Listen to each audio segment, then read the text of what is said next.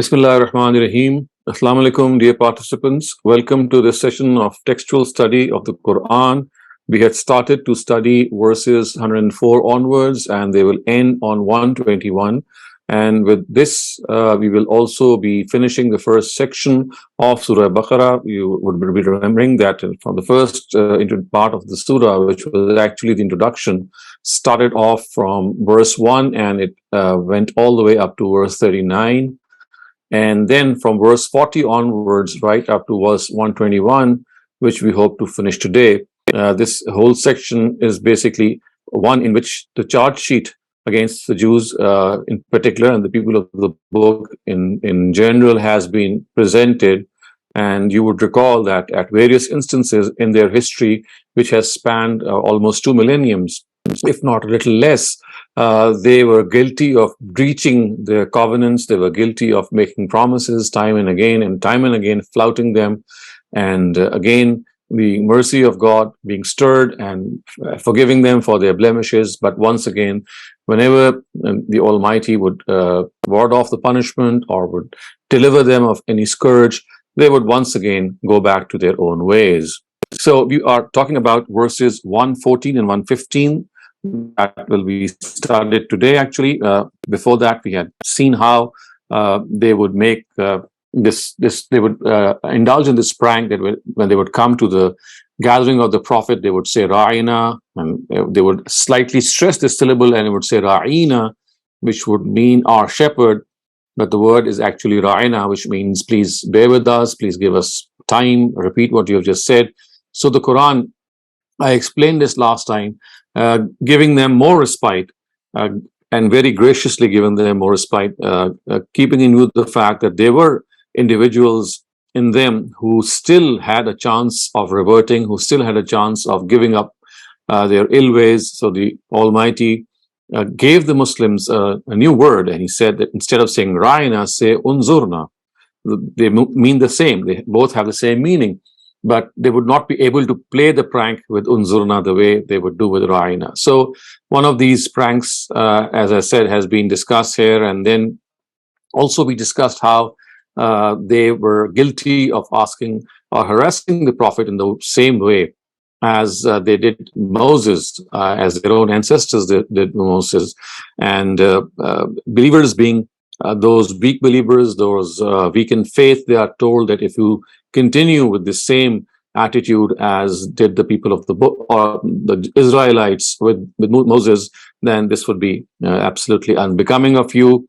We also saw how the Prophet was actually told that although these disbelievers wanted Muslims and believers to come back to the folds of Jahiliyyah or give up their religion, and the reason for the Jews for this was that they were absolutely jealous, incredibly jealous, and the words are hasadam min indi anfusihim. They did not want the new prophet to come from their cousins or the lineage of the Ishmaelites, and this was something that really tore them apart as far as their venom and their anger was concerned.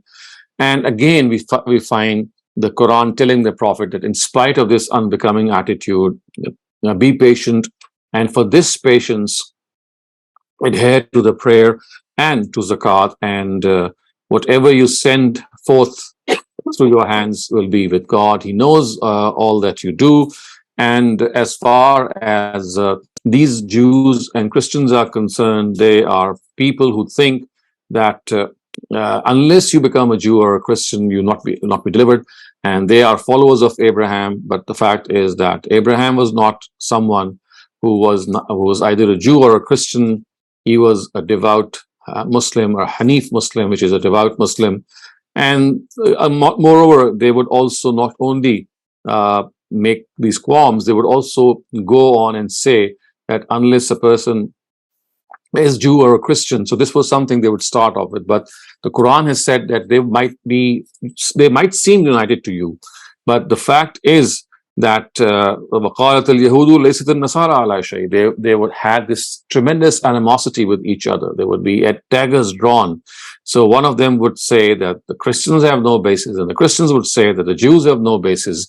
And this is something in spite of the fact that they read their own book, which is the Torah, which tells them that, well, as far as the last prophet is concerned, he is going to come, and you have to follow him, you have to obey him, and he will also lessen your burden. Some of the things that have been made incumbent upon you because of your misdemeanor, they will be lifted from you. So this is the place that we had reached, and the final verse that we had studied last time was that such is the nature of these differences and these intense differences that don't think, so Muslims are being told and believers are being told that don't think that in spite of all of your trial, all of your efforts and struggle that you might do, you'll be able to win over their hearts or be able to resolve their differences. This is not the case, because the Almighty says that there are some differences which only I will be able to resolve once you come to me on the day of judgment. So this is going to continue, and you must not be under any misconception that these differences might get resolved. So now let us move on with the remaining part of this section, and starting off with verses 114 and onwards. I'm going to just read out the text and translation. So, وَمَنْ أَظْلَمُ مِمَّنْ مَنَعَ مَسَاجِدَ اللَّهِ أَنْ يُذْكَرَ فِيهَا اسْمُهُ وَسَعَى فِي خَرَابِهَا أُولَٰئِكَ مَا كَانَ لَهُمْ أَنْ يَدْخُلُوهَا إِلَّا خَائِفِينَ لَهُمْ فِي الدُّنْيَا خِزْيٌ وَلَهُمْ فِي الْآخِرَةِ عَذَابٌ عَظِيمٌ وَلِلَّهِ الْمَشْرِقُ وَالْمَغْرِبُ فَأَيْنَمَا تُوَلُّوا فَثَمَّ وَجْهُ اللَّهِ إِنَّ اللَّهَ وَاسِعٌ عَلِيمٌ. Because of these disputes that they have amongst themselves, they are guilty of causing desolation in one another's places of worship. And who is more unjust than the person who seeks to forbid that in places of God's worship his name be mentioned in them, and who seeks to cause desolation in them? So forbidding the name of God being taken in them, and also trying to make them places where these brawls might occur, or just leaving them to their own, and so that people they're drawn into themselves and they don't even come to the mosques. So it says, it was only proper for them to enter these places of worship while fearing God. However, they became rebellious. So now they shall face humiliation in this world also, and in the world to come too, a grievous punishment awaits them. This happened because some of them regarded the east to be their Qibla, and some the west. And the truth is that to God alone belong to the east and the west. So at the bidding of God, whichever way you turn, at that very place is the countenance of God. Undoubtedly, he is vast, all-knowing. So once again, you can see another chapter in their history is now being projected in the Quran, and you can see that one of the things that had caused those disputes, or the consequence of those disputes, was that they went as far as to cause this desolation in their mosques. And it does seem that a tussle that might have taken place between the Jews and the Christians in the Baitul Maqdis. So we know that both of them turned to Baitul Maqdis, and even outside the Baitul Maqdis, they continue with this brawl wherever they would get this opportunity. But the Quran says it was not befitting at all for them to ruin the places of worshipping God after receiving guidance from the prophets of God. So this is something which is absolutely uncalled for. The right attitude for them was to enter such places with fear. So, مَا كَانَ لَهُمْ أَن يَدْخُلُوهَا إِلَّا خَائِفِينَ. So instead of trying to ruin these places of worship, they should have entered these places of worship while fearing the Almighty. So, as I said, the Baitul Maqdis was the Qibla of both the Jews and the Christians, and it probably seems that the Christians had made its eastern side their Qibla, owing to the fact that Mary had sat down there for itikaf that we know from the Quran. And the Jews in their opposition must have adopted its western side as the Qibla. So as a result of this difference, a grave fight took place between the two, and each of them violated the sanctity of the other's place of worship ruthlessly. So one of them took the eastern side and the other western side. And precisely this is the reason why the Quran says, وَلِلَّهِ الْمَشْرِقُ وَالْمَغْرِبُ. The east and the west belong to God. So instead of fighting over the direction of the Qibla, or the direction where you have to face when you offer the prayer. This is immaterial because it is basically God who says where you have to face. So, فَأَيْنَمَا تَوَلُّوا فَثَمَّ وَجْهُ اللَّهِ. And we have to also make note of this fact when the Almighty says, وَلِلَّهِ الْمَشْرِقُ وَالْمَغْرِبُ, the implication is that the real thing is the directive of God. He is the owner of the East and the West. So at his bidding, in whatever direction they turn, they would face the Almighty. So it's basically God's directive that has to be followed, and it's not the East or the West.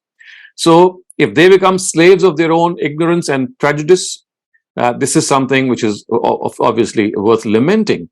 Otherwise, as far as God is concerned, in Allah wasi'un alim, He is profound. His knowledge is profound, and He embraces everything. So this is like a comment which is being made on their naivety, that how they have taken to the directions East and West and not realized that it's not a direction which matters as much as the directive of God itself. So now let's move on to the next part. It says, وَقَالُوا اتَّخَذَ اللَّهُ وَلَدًا سُبْحَانَهُ بَلْ لَهُ مَا فِي السَّمَاوَاتِ وَالْأَرْضِ كُلٌّ لَهُ كَانِتُونَ بَدِيعُ السَّمَاوَاتِ وَالْأَرْضِ وَإِذَا قَضَى أَمْرًا فَإِنَّمَا يَقُولُ لَهُ كُن فَيَكُونُ. Then, not only this, so lowly are these claimants to salvation that they say God has children. وَقَالُوا اتَّخَذَ اللَّهُ وَلَدًا Subhana. So, in reply, they say, undoubtedly, as far is He from what they attribute to Him. In fact, His only is what the heavens and the earth contain. All are obedient to Him. He alone is the originator of the heavens and the earth. And when He decrees a thing, He only says, be, and it is. Kun fayakun. So this is again something which is being stipulated here, that as far as the Jews and the Christians are concerned, so they have their own problems, and we have seen, or we shall see as we go along in the Quran, especially in Surah Tawbah, where it is said that both the Jews and the Christians ascribed children to God.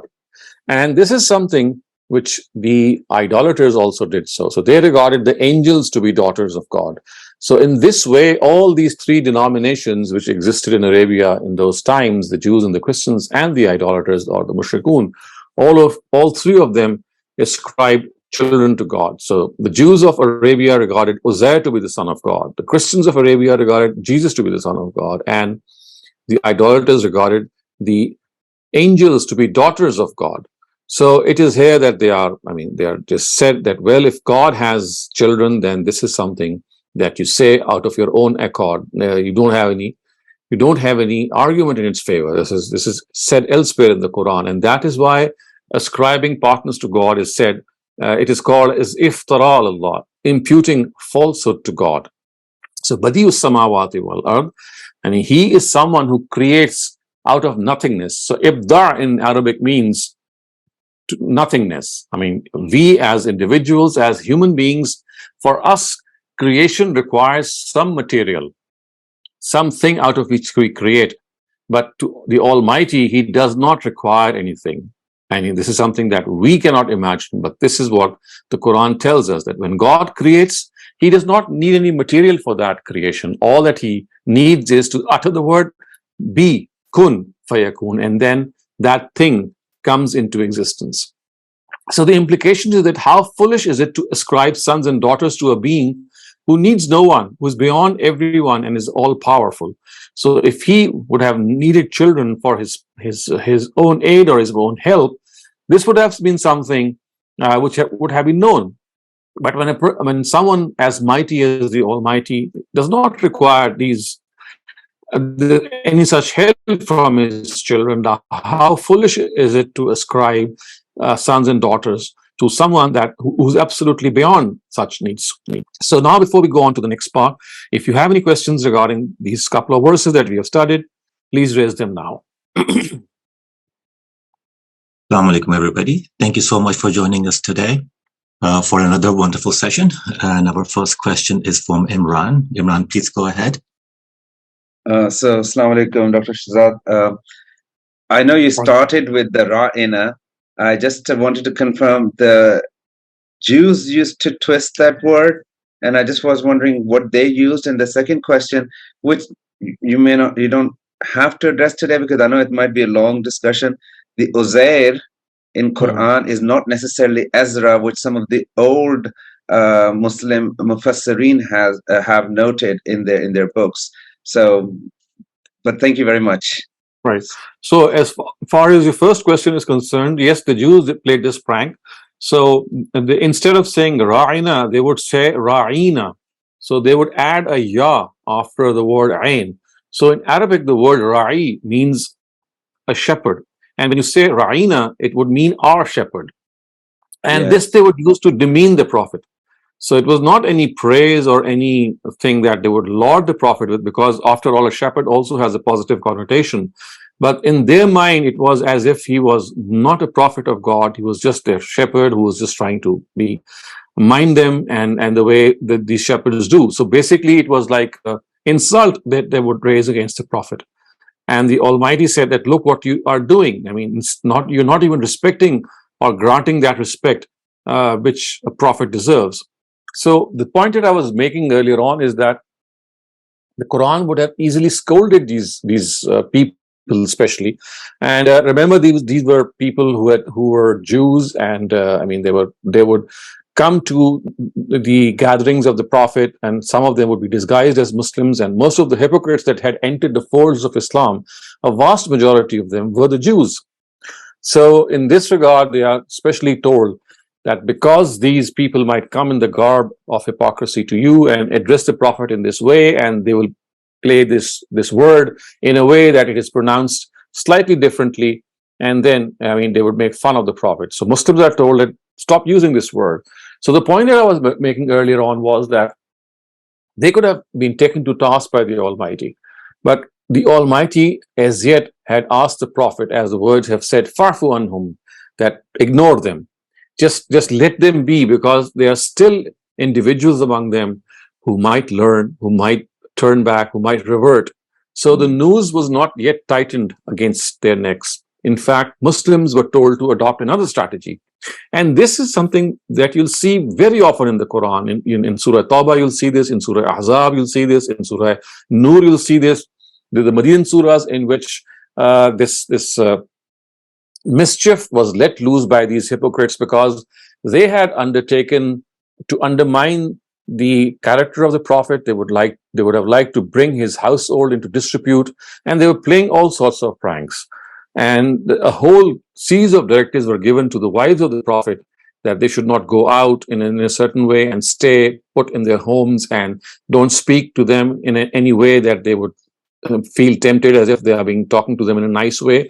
So a whole bunch of directives were given to the Muslims, to the household of the Prophet, and to common masses, that, well, still there are people amongst them who might mend their ways. So instead of, I mean, getting hold of them, the Almighty switched and said, well, you should, I mean, take some other measures in order to save yourself from their pranks. So the important thing that we need to note is how far the Almighty goes in His grace, how magnanimous He is, that He would like, even if there is a few people left who could turn back to religion in any way, then He gives that opportunity. And precisely this is why we often stress that, you see, when there is this Itmamul Hujjah, in which the truth is conveyed in its ultimate extent, you know what it means? It means that there is not a single individual who now remains who has that even small an iota of sense left in him, in which he would still consider the fact that, well,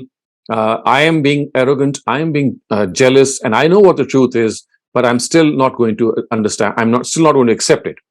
So you see, this is the extent of their arrogance, after which the wrath of the Almighty really, really rages. And this will make us understand that why there are so many verses, especially those surahs which deal with this Itmamul Hujjah topic, in which the Almighty is so angry. Because it is not that the people in front of the Prophet have any excuse left for them, not a single excuse. Had there been even a slight excuse, the Quran tells us that instead of, getting hold of them, the Almighty would have given them more grace, a period of grace, and told the Muslims to back away, as it is done here, the Prophet is being told, Farfu anhum, just ignore them. So such is the extent of the concession which the Almighty gives, which as a result, when that concession does not remain, then of course, then his wrath rages, and I think we would understand why this anger does so to such an extent. So the Itmamul Hujjah happened with the Jews or not? Did it occur? Because they were never punished. They were never eliminated. They were punished. You see, the Quran tells us explicitly in Surah Tawbah, قَاتِلُوا الَّذِينَ لَا يُؤْمِنُونَ بِاللَّهِ وَلَا بِالْيَوْمِ الْآخِرِ وَلَا يَدِينُونَ دِينَ الْحَقِّ مِنَ الَّذِينَ أُوتُوا الْكِتَابَ حَتَّى يُعْطَى الْجِزْيَةَ عَنْ يَدٍ وَهُمْ صَاغِرُونَ. So this is verse 29 of Surah Tawbah. So the Jews and the Christians they are being told that if they, because of the fact that they are now left with no excuse to deny, so they only have two options. Either if they want to stand on their own faith, then they should pay jizya and remain subservient to the Muslim empire, or they should get ready for a war.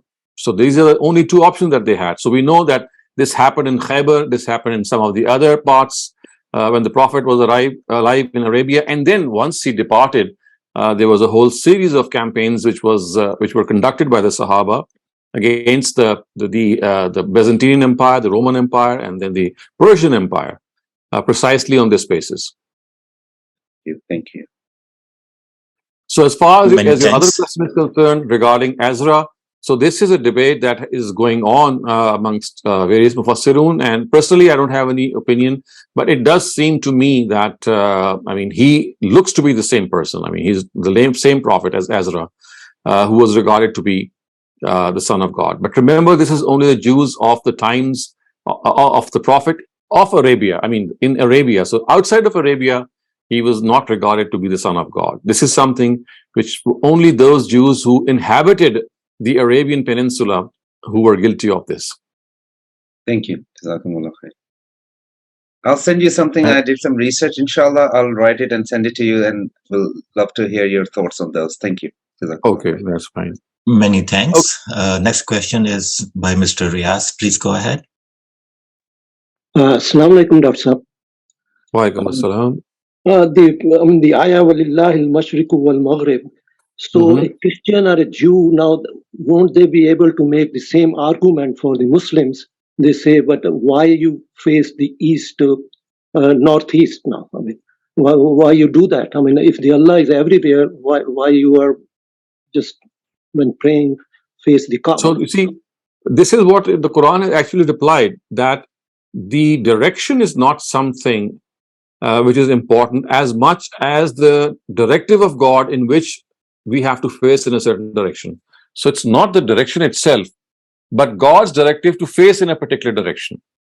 So when you fight over the east or the west without God giving you sanction of this, you are just using your own intellect or your own whims in deciding to pray wherever they would like to pray. So as I said, this was one of the things that people have derived, that because Mary stationed herself in itikaf on the eastern side of the temple, so they regard the eastern side to be the Qibla, the Christians, and in opposition to them, the Jews, the western side.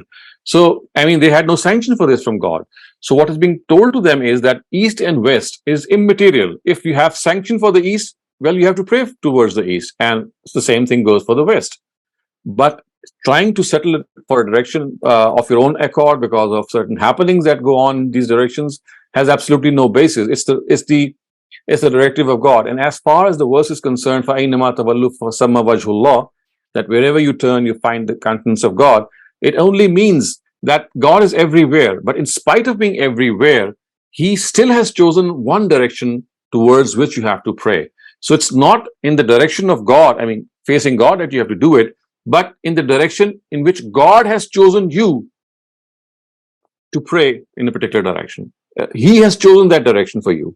So basically, again, they are being reminded that it is not your own whims or your own desires which are going to settle or decide the direction of prayer. It is the directive of God that you have to follow. Thank you, sir. Thank you very much. So do we have time for another question? Yes, we have. Ms. Annie, please go ahead. Thank you. Thank you. So, and I don't know if it's too long a topic, then we can talk about it later. But in response to the first question, you talked about Itmam al-Hujjah. And I just wonder about the dimension of place when you talk about time. So we do say that, it's people in the times of the Prophet, they have received the complete message. So they are the ones to whom those verses that you mentioned apply. But at the same time, just it's a physical impossibility that all Jews or all Christians or all pagans in the time of the Prophet got the message the way that people who were located in Mecca and Medina did. So when we say Itmam al-Hujjah, should we not also consider the dimension of space in addition to the dimension of time? And then my other question was, why is the Quran, and maybe it changes later, but why is the Quran so basic in terms of its critique of Christology? The beget and the begotten, that's a very, very basic form of Christology. Whereas at the time of the Prophet, the council of, a couple of councils had already happened. And at least as far as the Christian thought was concerned, the concept of, Jesus being the Son of God wasn't just based on his divine. I mean, it was a very sophisticated, at least philosophically sophisticated concept. But Quran doesn't engage with that concept. Why is that? Is it because the Christians who were based in Mecca and Medina had a very basic concept of Christology, or is it because, why is there no engagement with it? So, as far as your first question is concerned, you have mentioned the fact that just as time is of consideration, space also should be of consideration. So, what do you mean by space? I think place, more like place. So when we say that is understood. I mean, when we say about the time, it doesn't. I mean, time doesn't come without space or any place. So, of course, the Jews and the Christians of the times of the Prophet, living in that space, living in the territory of that we call Arabia, are the ones who are addressed, because obviously the Quran was revealed in Mecca and Medina, part of it at one place, part of it at the other place. And so this is how, I mean, we already have presented it, that space is as important as time. And the concept of a locus is, of course, is not imaginable without the place being understood to have been there. So when we say time, of course, space is understood. So in other words, when we say that Itmam al-Hujjah happened, we're saying that Itmam al-Hujjah happened to the Jews and Christians and pagans who were living in the places where the Prophet lived, but not beyond. Right, not beyond. Yes, of course, absolutely. This is of fundamental importance. Oh, yes, absolutely. No, thank you. Absolutely. That's yes. helpful. Thank you. And as far as the question that you have raised in your second statement, is that Christology that was there. I mean, remember, there is this Christology which is presented as a popular belief, and then there is this Christology which is owned by their scholars. So the Quran is basically commenting on that basic Christology, because from that Christology had arisen those intricate thoughts and details, out of which, I mean, they were just an elaboration of that basic Christology. So basically what the Quran does is that it strikes at the base of every issue, instead of talking about those intricacies, because you see all those intricacies in which the form of Jesus, or the form of God, or the fact that there were still Unitarians amongst them, or the fact that there were people who did not regard Jesus to be flesh in his own body, and he was regarded to be a divine being. So all these were basically marginal sects. And the basic Christology on which the Christianity stood, or Judaism stood in that space, or in that background, was the one that has been very, very simply raised by the Quran in Surah Ikhlas, the last surah of the Quran, actually. After that, Surah Falaq and Surah Nas are just prayers which are like sentinels guarding this treasure of Tawheed. So basically, it was this concept of Tawheed which they had dented. And this concept of Tawheed had arisen because of regarding God to be father of a son, and similarly to have been begotten by someone. So this was actually the Christology that lied at the base. The rest were just, I would say, like, there are toppings on a cake, there are fancy things that you might like, but at the base lies the same concept. So it had to strike at the base. And I think that if you study contemporary Jewish and Christian history, you'll see that how it actually invoked a lot of anger and wrath from Jewish and Christian scholars of those times.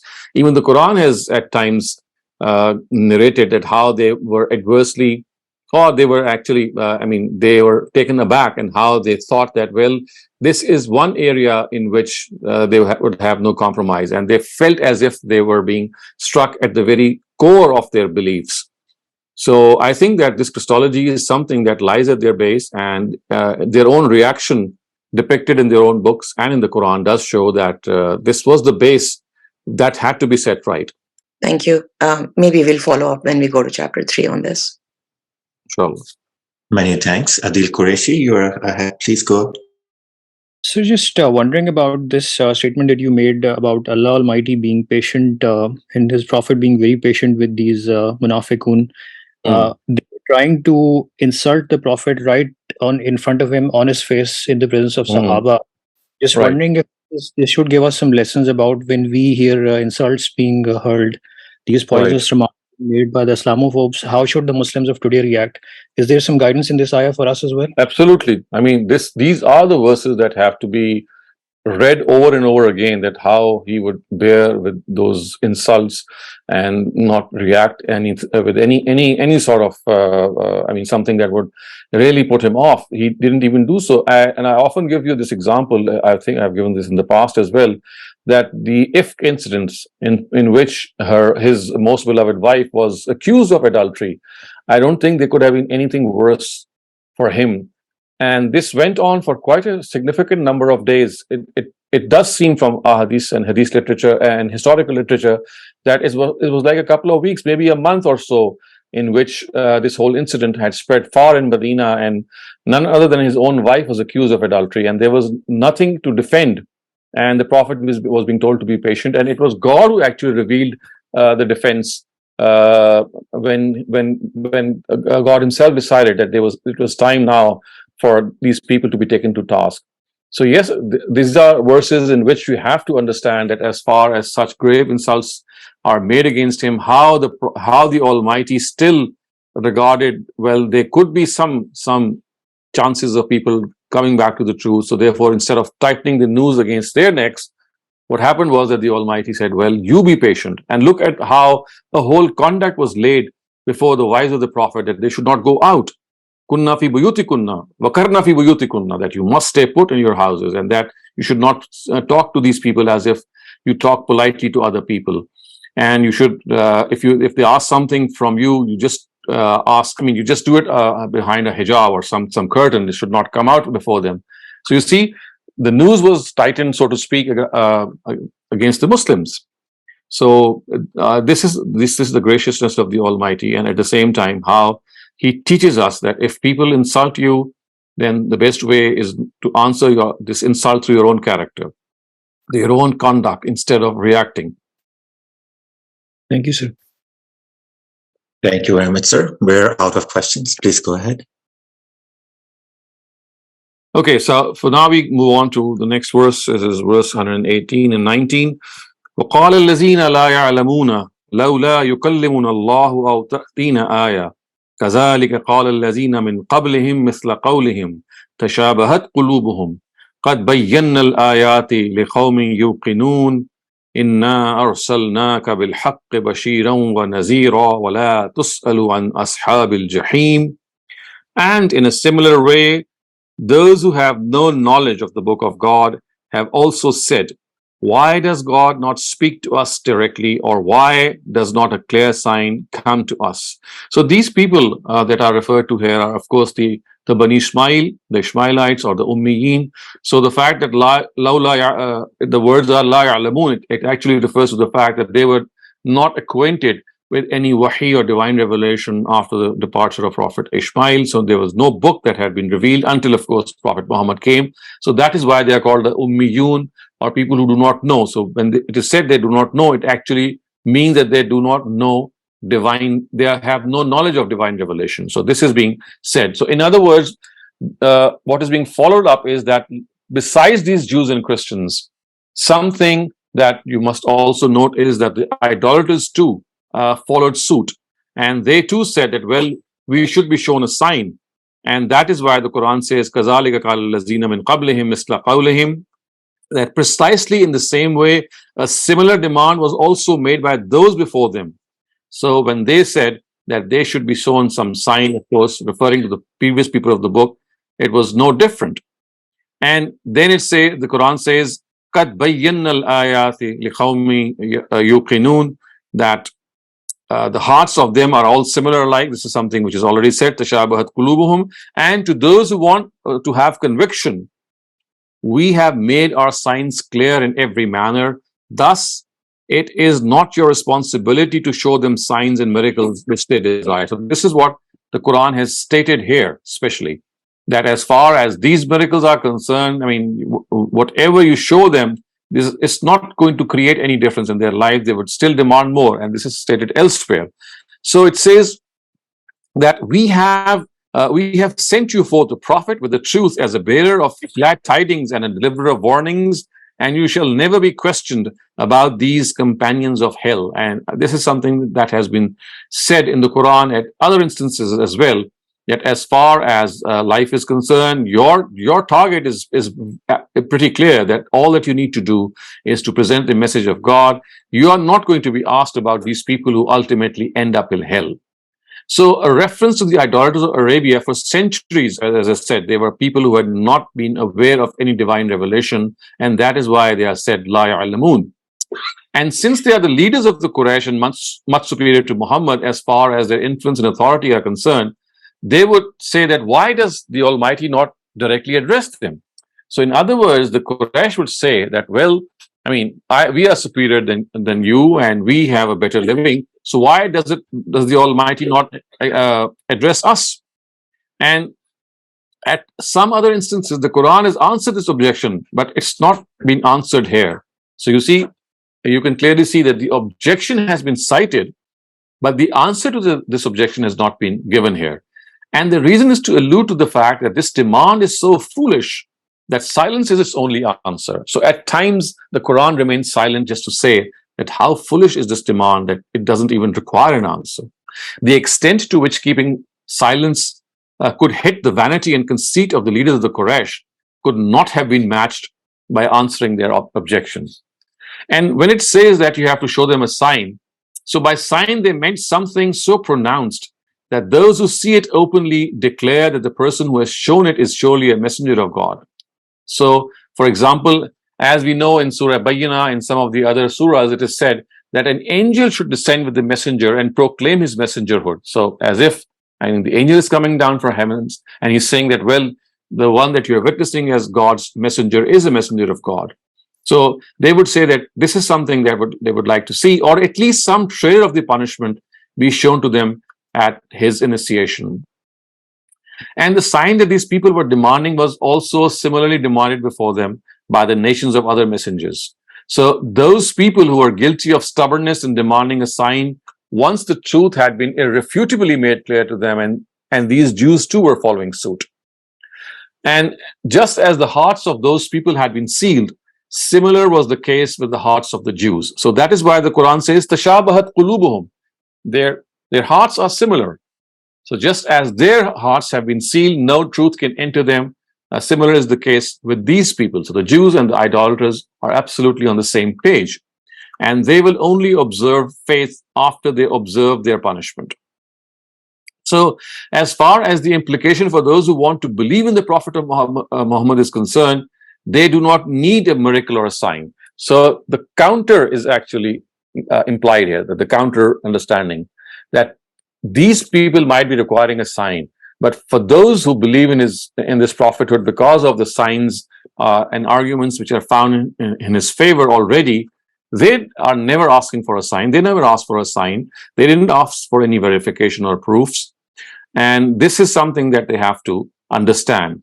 And if they don't understand this, then, O Prophet, it is no duty of yours to forcefully make them accept faith. And if these people, in spite of that, they end up in hell, La tus'alu an ashabil jahim, you shall not be asked for what they have done. It is their responsibility. Now let's move on to the next verse. وَلَن تَرْضَى عَنْكَ الْيَهُودُ وَلَا النَّصَارَى حَتَّى تَتَّبِعَ مِلَّتَهُمْ قُلْ إِنَّ هُدَى اللَّهِ هُوَ الْهُدَى وَلَئِنِ اتَّبَعْتَ أَهْوَاءَهُمْ بَعْدَ الَّذِي جَاءَكَ مِنَ الْعِلْمِ مَا لَكَ مِنَ اللَّهِ مِنْ وَلِيٍّ وَلَا نَصِيرٍ. These Christians, these Jews and Christians shall never be pleased with you unless you adopt their faith. Therefore, say, God's guidance is the only real guidance. And you should know that if after the knowledge that has come to you, you yield to their desires, you will not have any friend against God or anyone to help you. So this is one of the styles of the Quran that I think people who have attended my other course regarding the stylistic features of the Quran would recall that there was this very special feature of the Quran in which seemingly the Prophet is taken to task, Nauzubillah. And as if the Almighty is actually rebuking him for something wrong that he did. But as we have understood from elsewhere, that this is just a style of the Quran in which, although a particular personality is addressed, the direction of that address is entirely opposite. So like the Prophet is being addressed, but actually the Jews and Christians are being told that this is not going to happen. So the behavior adopted by them has been termed as following their desires, because a person who insists on following his own way after God's guidance has come to him is like a person who is following his own desires. So it is very evident that the warning and the wrath found in the address is actually directed towards the Jews and the Christians. So when it said, Ma laka min Allahi min waliyyin wala nasir, that if you yield to their desires, I mean, look, it does seem very harsh that the Almighty is telling the Prophet that if you succumb to their desires, then there will be no friend or helper who can protect you against God. So clearly we can see that this is something which is actually the brunt of this address is directed towards the Jews and the Christians. The Prophet is addressed, but it's like a slant, and this slant is directed towards the Jews and Christians, and this occurs on numerous occasions. And the reason that the Almighty at times adopts this style, once again, is what I was just referring to, that the extent of that anger is toned down. So when you address someone directly, it escalates that anger. I mean, it tells us how angry the Almighty is. But when you don't address that entity or that denomination, and instead of addressing that denomination, you address someone else and let the denomination itself understand indirectly, well, that they are being actually addressed. And this actually tones down that anger and remorse and rebuke, and at the same time, it gives them time to think more. So this address in itself is something which once again reflects the mercy of the Almighty, that instead of rebuking and scolding the Jews and the Christians directly, he would talk to the Prophet and let that anger be faced by him. Not that he was worthy of being facing that anger. No, this was not the case. But the fact is that indirectly, the same anger was to be deflected to the Jews and the Christians. So this was like a deflected address.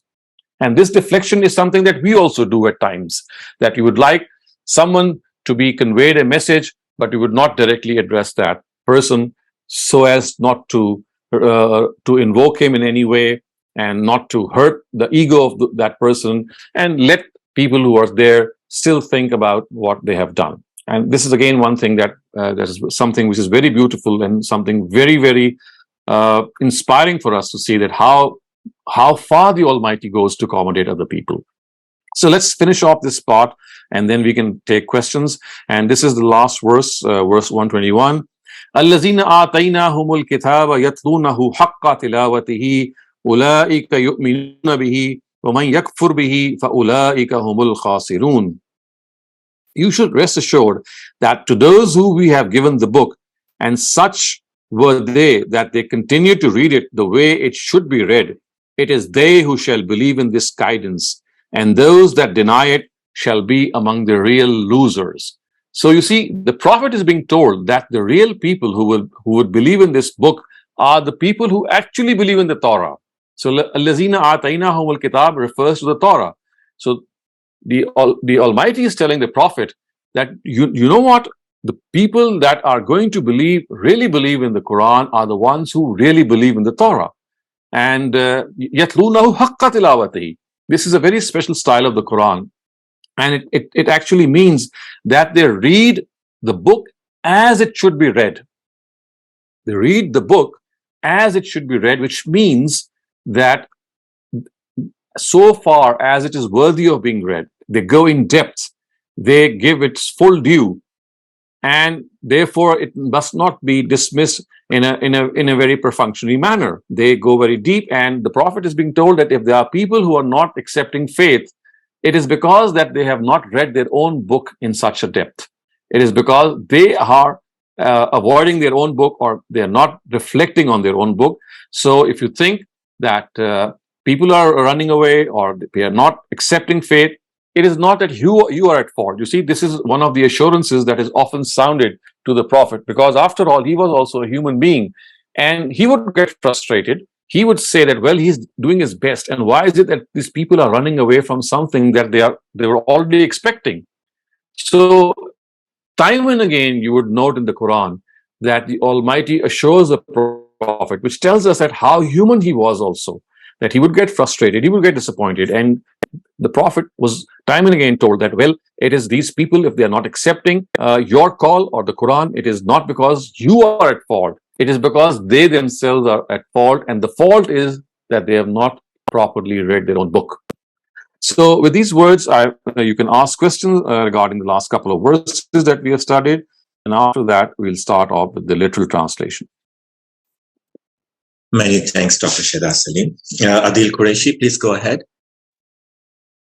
Sir, this linguistic tool that you spoke of, where Allah Almighty did not address them, and this is a sign of mercy, couldn't it be argued another way that the reason why Allah would not speak to a person is because he's so furious with them that he does not even consider them worthy of his address? So he's addressing them indirectly. Right. So this is equally applicable.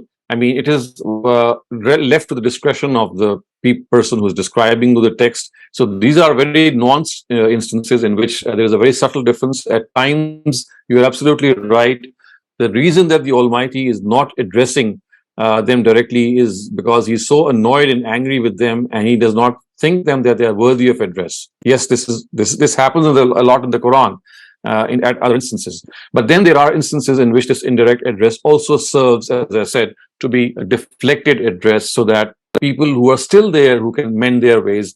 The reason that I prefer this second of these options is because you can see from the context. Earlier on, the words were farfu anhum, just forgo them, let them be.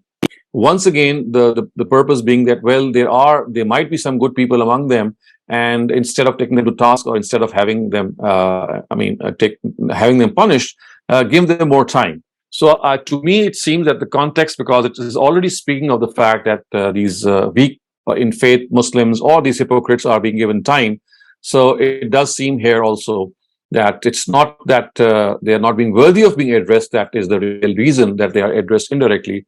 But it does seem that because of the fact that the context tells us that it is because of the fact that there are still people among them who might mend their ways, because of which the Almighty has not directly addressed them. Otherwise, as I said, it would have become extremely harsh. Many thanks. Next question is by Imran. Please go ahead. Assalamu alaikum, Dr. Shehzad. Thank you very much for a very good explanation.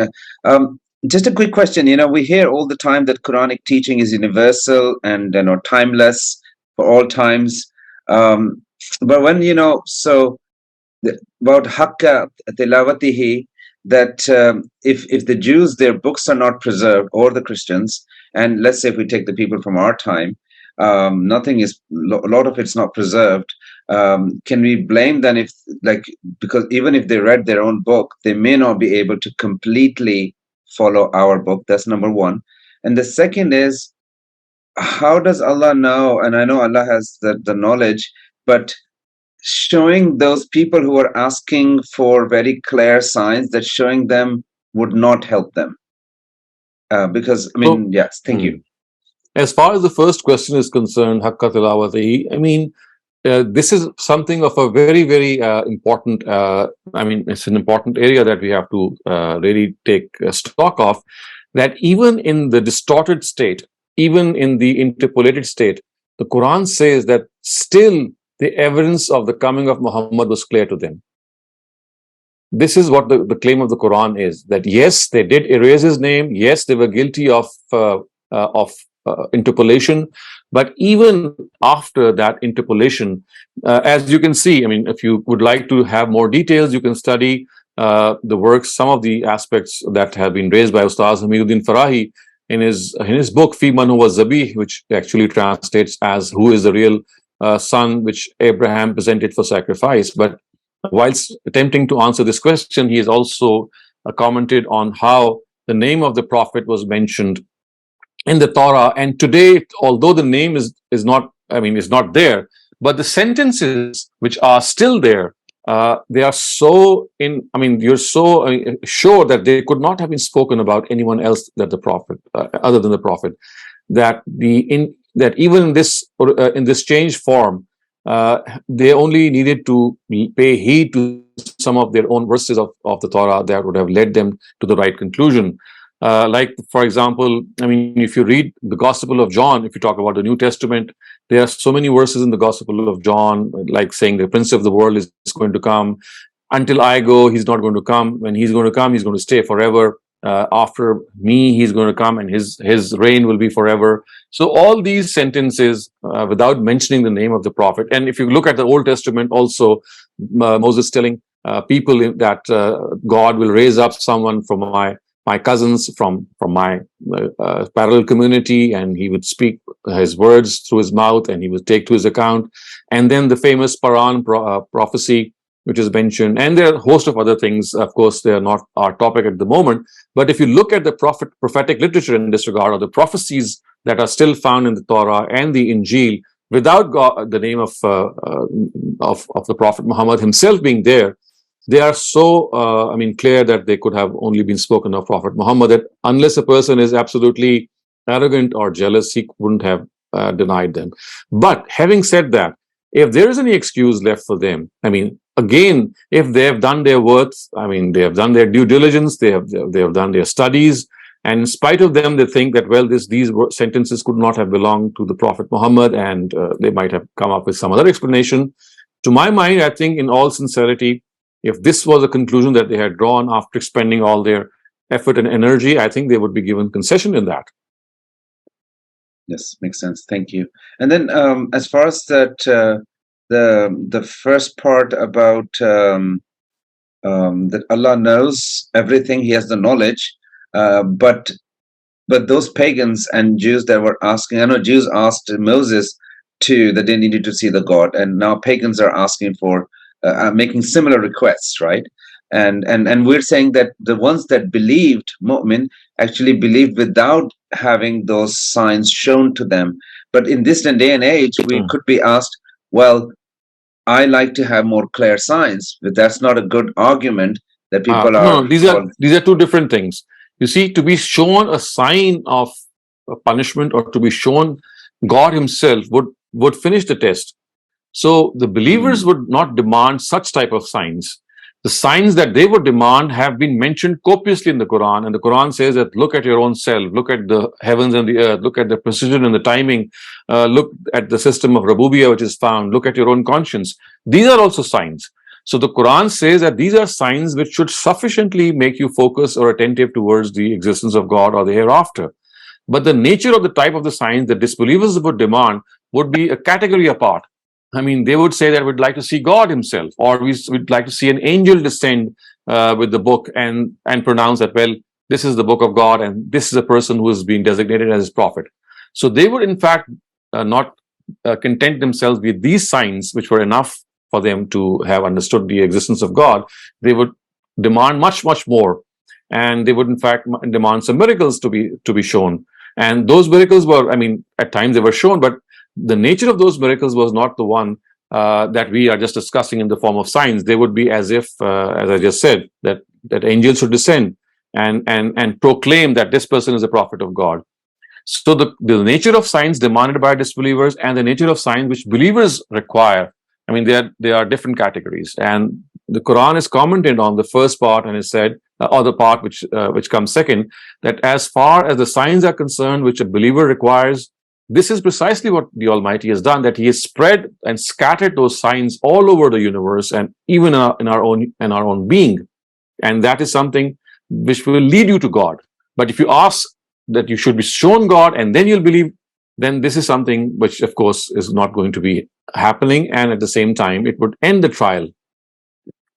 Makes sense. Thank you very much. Thank you. Very good explanation. Thank you. Many thanks. Ms. Annie, please go ahead. Thank you. And so the same verses, 118, 119. So if I try to put myself in the consciousness of the Jews and Christians of the time, now they have some knowledge of faith, they have received scriptures, and they have stories which tell them that to the prophets who came before Muhammad, there were requests for signs, and those signs were presented. So if you have that historical consciousness in mind, and the scriptures and the stories, it doesn't seem wrong to ask for signs, because there's a history and there's an expectation. So it seems to me that these two verses are, again, in the context of the previous verses as well, they are more stressing the divinity of God and the fact that the prophet is just a human, and basically saying, you're asking Muhammad for these signs. He cannot produce those signs. The signs can only be produced by God. And then kind of that same iltifat that you mentioned in verse 119, and then saying, Muhammad, your job is not to provide them signs. You're here to basically do what we have asked you to do. So if you could comment on that reading, and then I have one other follow-up. You see, I mean, the issue at hand is quite different.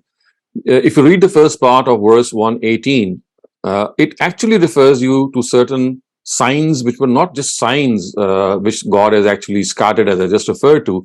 Look at what the Quran says. It says, "Laula yukallimun Allah." Why does not God speak to us? You see, so speaking could only we know that God speaks to prophets of God. He doesn't speak to ordinary people. So the nature of sign that they would demand would be a category apart from the signs that we as normal human beings would demand and would be replied to.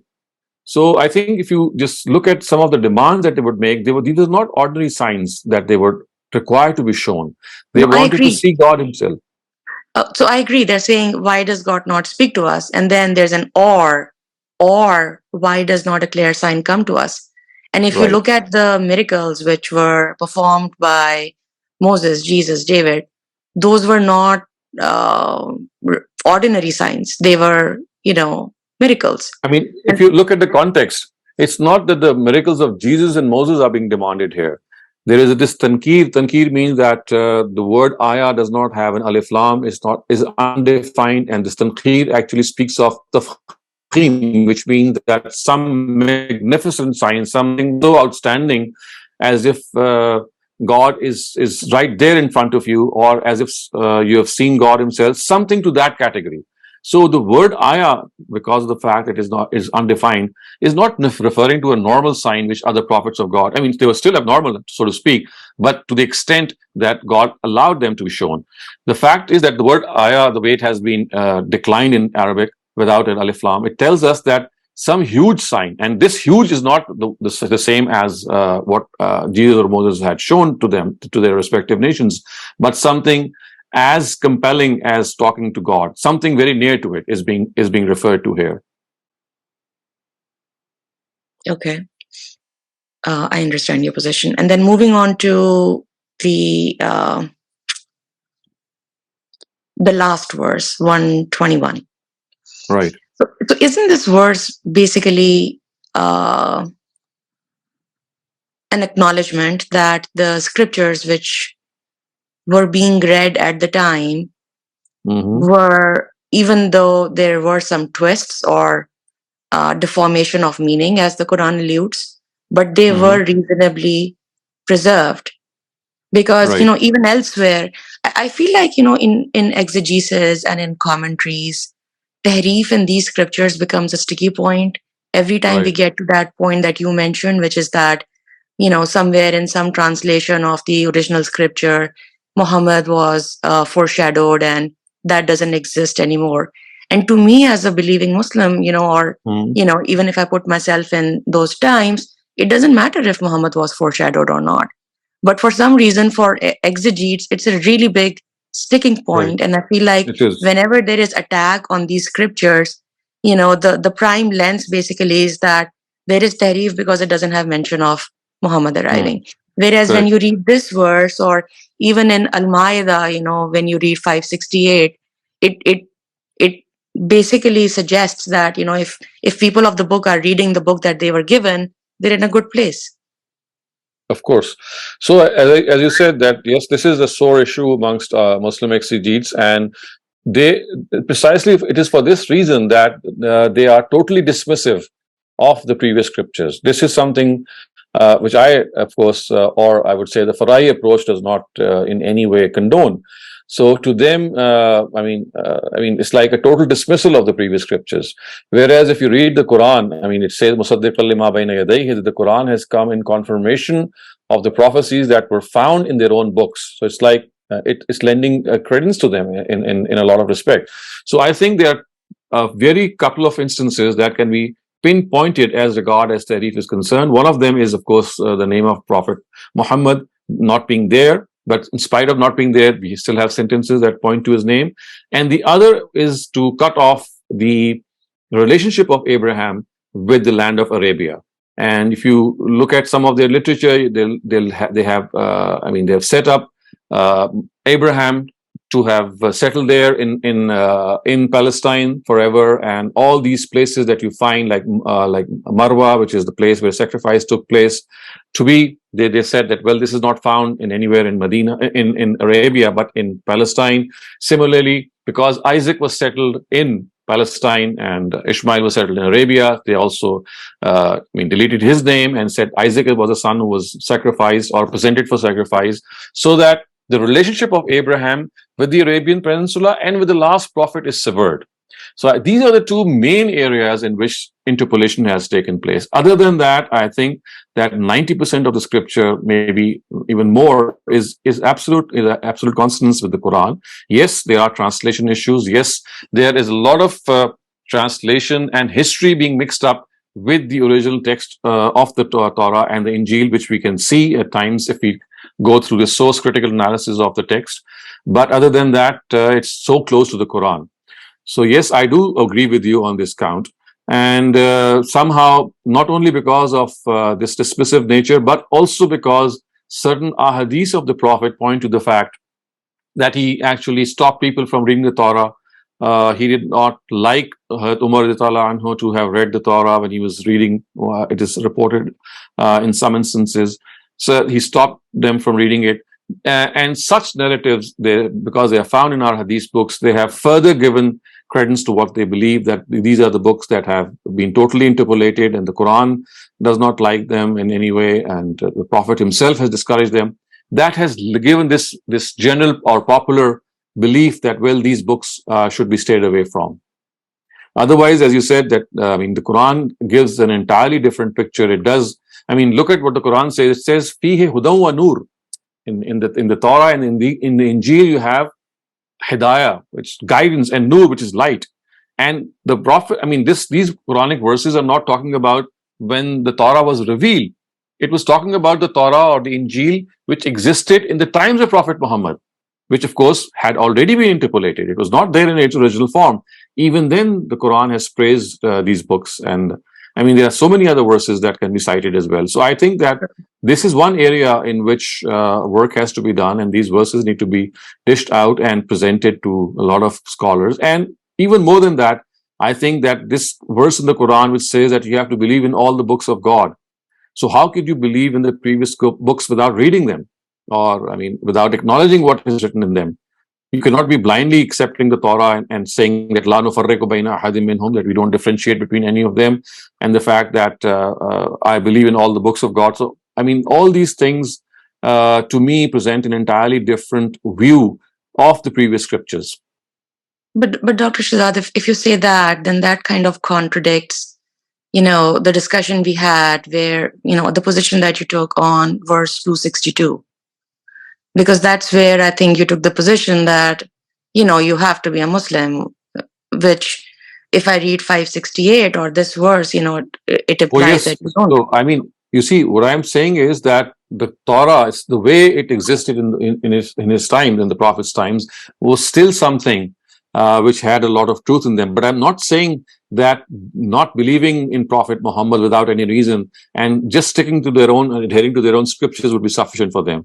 I positively think, you look at what the Quran has said at the very beginning of Surah Baqarah. It says, Aminu bima anzaltu musaddiqan lima ma'akum, that once I have come to you, you have to believe in me and the book that has been revealed to me. These are verses 36 or 37 of Surah Baqarah. I mean, the Jews are being told that Aminu bima anzaltu musaddiqan lima ma'akum, that you believe in what has been revealed to me. So you see, the whole of the Quran is not just telling them to stick to their own scriptures, and that is all that you need to do. It is telling them that if you stick to your own scriptures, you will automatically be led to this book. And this is what this verse has also said, that ulaika yu'minuna bihi, the people who read their own scriptures, allazina atainahumul kitaba yatlunahu haqqa tilawatihi, ulaika yu'minuna bihi. Bihi means this Quran. People who read their own scriptures the way they need to be read, in fact, these are the people who are going to profess faith in the Quran. So positively accepting faith, or accepting the Prophet as the final messenger is a requirement. Yes, what we talk about in that verse 262 is that there could be instances in which a person is afforded enough excuse or enough grounds of not accepting him, but then they have to be grounds sufficient, which could grant them this remission. Otherwise, maybe carelessness, for example, or not giving that thing a serious thought. These are all things that would be taken into account by the Almighty. But the book is the same, right? I mean, so it's not that it is the same. Books. It is the same, but still, the Almighty wanted the last edition of His book to be revealed to a final prophet, because the book, of course, does not exist in its original form. You see, one thing that we have to understand is that the message being the same is one thing. The Torah and the Injil, even the proponents of these books, the adherents of these books, know that they don't have it in their original languages, and they have been lost to posterity. Yes, they have very good translations, but still the original is not there. And the Quran says that the final book has this quality of being the Mizan and the Furqan, which means it's the decisive scale in which you can weigh things to be right and wrong. And for this, the Quran says, unless you have the book in its original language, this cannot be done. So one of the reasons for this is that the previous books, yes, we have them in quite a reasonable shape, but not in their original language, not exactly the way they were revealed. So that is why the Quran was revealed, and then God Himself took upon Himself to protect the Quran, that it does not change the way the Torah and the Injil were changed. Okay, thank you. Many thanks. We have one question from the chat by Fabia Ahsan. The question is in Ayah 121. People who are following the Tafsir bil Rawaya approach state that reading of the book is about Quran recitation and acting upon its instructions. Whereas in today's lecture, we have come to know it's about the Torah. Right. What argument do we have here to adopt approach that this is about the Torah and not the Quran? I think the people who believe that it is the Quran which is being referred to here, they need to provide some evidence, because we are talking about the Jews, we are talking about how they are behaving against the Muslims. And it is about their book or their beliefs which is being called to question. So I mean there's no reason. I mean, there has to be some reason in which you need to justify that. Why is it that suddenly Muslims are being discussed here? So the whole context tells us that the charge sheet against the Jews is being presented, and the Prophet is also being assured at times that, look, if these people are not accepting faith, then it is not because you are falling short. It is because they are not paying heed to their own book. So unless you sever this verse from its context, from what has been said earlier on, you just cannot have this interpretation. This interpretation has only arisen because people have severed this verse from these previous verses and has taken this verse to be an individual verse. And when I read it individually, I'll also say, well, yes, the Quran is being referred to here, because what else can be said that these are the people who read the book very nicely. And you'll also find that the scholars of the people of the book of the approach of Riwayah, you'll often find them that whenever they present this tajweed, or the fact that the Quran should be read in a very nice way, this is the verse that they present, that they should read the book the way it should be read, which means that they should read it in a very melodious voice, in a very moving voice. So, I mean, you can just see from the context that there is absolutely no way that you can insert the Quran unless, as I said, you sever this verse from the previous ones. Thank you so much, my dear teacher. So today has been another wonderful day. We have had marvelous discussions, and we are great, and we appreciate that we have such audience who think and make us think more and more. We don't have any more questions, and it's all up to you. What would you like to do? Okay. So I'd like to take some time to start off with the literal translation the way we do, how as far as we can go, and then finish it off in our next session. And I do, as I say, always repeat this, that the reason that I do this literal translation once again is so that you can become used to this Arabic vocabulary without knowing Arabic, and try to make sense of these verses, because, as I said, so there's so much repetition in these words and the vocabulary itself that you can make sense how things are moving along. So let's start off with this literal translation. يدخل الجنة إلا من كان هودا أو نصارى. Wa, and قالوا, they said, lan, certainly not, يدخل, enter, al-jannah, paradise, illa, except, man, he, kana, is, hudan, Jew, au, or, Nasara, Nazarene, or Christian. So the Quranic name for Christians is actually Nazarenes. So Nasara is actually Nazarenes, and this is why we know that Jesus of Nazareth is his name, but he also is someone who has shifted from Galilee to Nazareth, which is a little distance from his own original place. And so the Nasara is the actual. You not find the word Christian being used in the Quran. This is a much later adoption by the Christians themselves. Otherwise, the earliest Christians were called as Nazarenes. So Nasara is the Arabic version of Nazarene. So illa man kana hudun aw Nasara. So the idiomatic translation would be that, and they said that unless you are a Jew or a Christian, you will not enter paradise. They will not enter paradise. And except for a Jew and Christian, no one will enter paradise. وَقَالُوا لَنْ يَدْخُلَ الْجَنَّةَ إِلَّا مَنْ كَانَ هُودًا أَوْ نَصَارَى. Unless a person is a Jew or a Christian, he is not going to. لَنْ يَدْخُلَ الْجَنَّةَ. He is not going to enter paradise. And then the Quran comments on this. تِلْكَ أَمَانِيُّهُمْ. Tilka means these. Amaniya is the plural of umniya. Umniya means desires. Him is there, or whom is theirs. So tilka amaniyuhum would mean these are their desires. These are their wishes. These are their whims. This is what they think of. This is not going to happen actually. And then the Quran is in a slightly, it's like a rebuking sentence. It says, Kul hatu burhanakum in kuntum sadiqeen. Kul is tell them. And the Prophet is being told to tell them. And what is to be told to them? Hatu. Hatu is bring. Burhanakum, your argument. In, if, kuntum, you are, sadiqeen, truthful. So the Quran says that if you are truthful that only Jews and Christians are going to enter paradise, then please bring us some proof. Hatu, bring us. Burhanakum, your proof, your argument. Bala, indeed, man, he, aslama, surrenders or surrendered, wajhahu, his face, lillah, towards God, wa, and, huwa, he, muhsin, is befitting, is a befitting person, falahu, for him, ajruhu, his ajr is reward, who is his, so his reward, inda, with, rabbi, Lord, he, his. So indeed, he who submits to God, who surrenders to God, wajhahu lillah, who surrenders his face to God. Actually, the word face is a representative of your own personality. So when the Quran says a person who submits his face to God, it doesn't mean literally that, I mean, your face is submitting to God. It is like saying that your own personality is submitting to God. So wajhahu is basically a word which is a metaphor for your personality.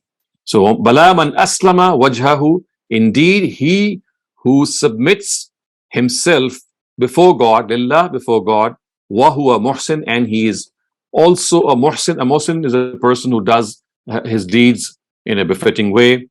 Falahu, then for him, ajruhu, his reward, inda rabbi, is with God. So if a person surrenders himself to God, then and he's also a muhsin, then his reward is with God. Wala, and, la, not, khawfun, fear, alayhim, on them, wa, and, la, not, whom, they, yahzanun, sorrowful. So for such people, I mean, idiomatically would mean wala khawfun alayhim wala hum yahzanun. There is no fear on them, nor should they have any sorrow. So a person who surrenders to God and submits to him and is also a muhsin, he should have no fear of God. He should have no fear of God. He will have no sorrow. And this is a term, or this is a sentence I would like you to note.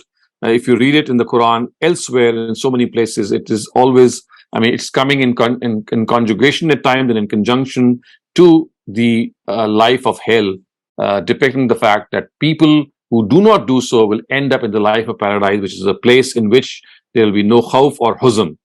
And so basically this sentence is it signifies the life of paradise. So it says for them, there shall be no fear and there shall be no sorrow, meaning that they will end up in paradise.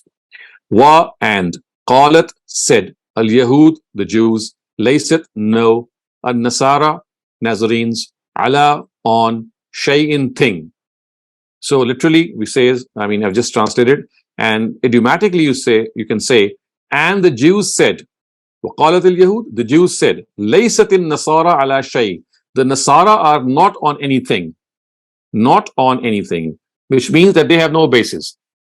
ala shay'in, on anything, laysat means not. So the Jews said that the Christians or the Nazarenes are without any basis.